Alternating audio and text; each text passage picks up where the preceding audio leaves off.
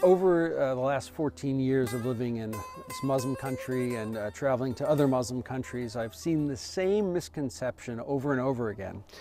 And the misconception first comes from their idea of the Crusades.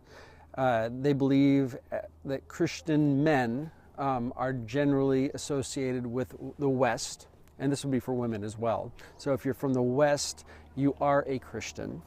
And they have thought of Christian men as these crusading warriors that have come and invaded their lands and done unspeakable things to their women and fought with the sword, with crosses on their shields. And they have this misconception, and they have this idea of this enemy Christian warrior because it's on all of their programs. It's on their movies that they produce in the Muslim countries. It's on the TV shows that they produce. And the Christian crusader is basically portrayed as this horrible dog. And so they grow up with this idea that Christians are these horrible people, these crusaders that are the enemy, and we have to fight against this evil and fight for good and justice and against these people that would attack our lands and take our women.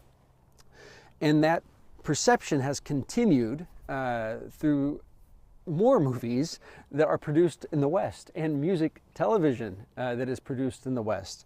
When they see on television men and women portrayed in churches and wearing crosses, and they're out in gang members shooting guns, and they're women dancing in a music television, and they're scantily clad, but they're wearing a cross, and they see these people having parties.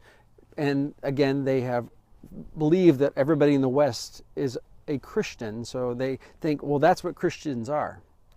And that means they're crusading people that are unmerciful, that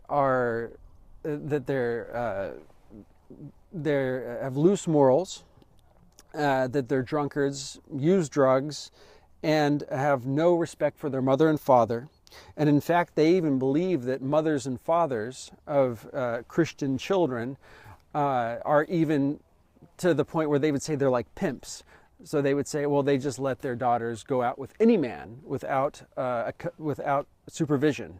And so they're just pimping off their daughters. And so they have this very, very great misunderstanding of what Christians are and what Christians do, and they are only informed from their movies about what they saw from crusading movies that were made in their own country, and from what they've seen on from Hollywood and from music television.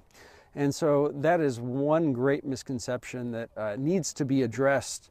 And it's a great misconception because it really is an obstacle for many women and men to come to faith in Jesus Christ, because they think that when they hear, oh, if I become a Christian, and if say there's a mother and father, and then they find out that their daughter has become a Christian, you can imagine the veins popping out of the head of the mother and father and the grandparents and the entire generations of Muslims, and they're thinking, our daughter just became loosely an immoral woman. She's going to be a loose woman. She's going to have no respect for us anymore. And she's going to be just like these other Christians that we've seen portrayed on these films. And so they're not necessarily the obstacle, not in this instance, is not necessarily Jesus Christ himself and the salvation that he brings. It's this misconception of what a Christian actually is. And they have a name for us even, and in some of the Middle Eastern languages, Yahur or Yavur. And that has a very negative connotation for us, and that has to do with people that are from the West. So it would be important for folks like us to be able to explain to a Muslim, look, this is what a true Christian is. It's one that follows Jesus Christ, that is his disciple, and open up the scriptures and show what a disciple of Jesus Christ would look like and how he should walk, and she should walk like Jesus did.